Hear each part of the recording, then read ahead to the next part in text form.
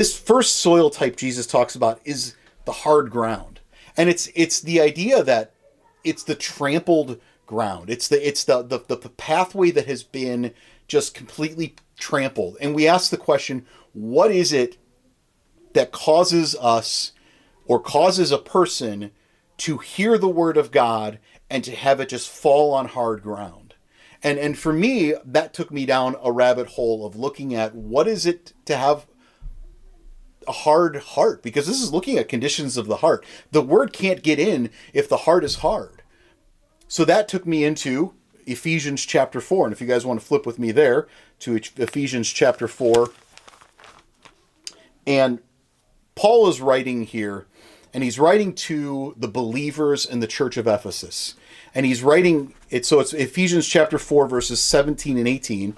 And it says, "This I say, therefore, and testify in the Lord that you should no longer walk as the rest of the Gentiles walk, in the futility of their mind, having their understandings darkened," or in another phraseology, it's having their minds basically darkened, where they can't see. It's like looking through a glass that is fogged up. You just can't see anything. And being alienated from the life of God because of the ignorance that is in them, because of the blindness of their hearts. Now, that word blindness is also translated hardness.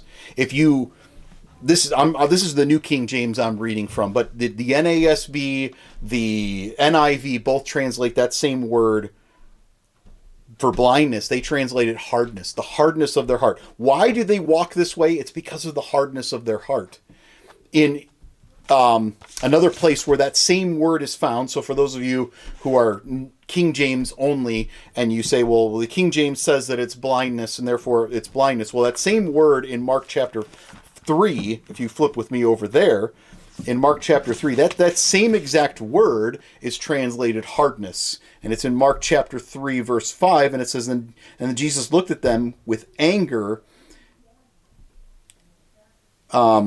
being grieved by the hardness of their hearts. And he said to the man, "Stretch out your hand." So this is the one where the guy comes with the withered hand, and the Pharisees are trying to set Jesus up. It's that same word. It's translated hardness here.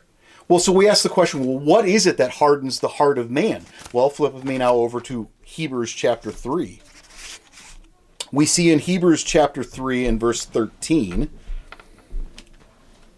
the writer of Hebrews says, But exhort one another daily, while it is still called today, lest any of you be hardened through the deceitfulness of sin." Hardening comes through the deceitfulness of sin. When we allow sin in our lives, harbor sin in our lives, it hardens us. So when we look at the world around us and we ask the question, why does the seed of the Word of God not sink in certain people's lives? It's because of sin. It's because there's things in our lives that we love more than we love the things of God. I do want to point out that while this is referring to dealing with people, when we flip back to Matthew chapter 13, this is dealing with people or talking about people who are not receiving the word of God. I also see that sometimes in our Christian lives, in our Christian walks, if we harvest or harbor sin and we allow sin to find root in us, that it makes us hard. We find ourselves being more, unable to receive the things of God. When we're reading the word and we're like, I'm not getting anything out of it. The question I have is, what sin are you harboring? What are you hanging on to? What are you doing that you shouldn't be doing?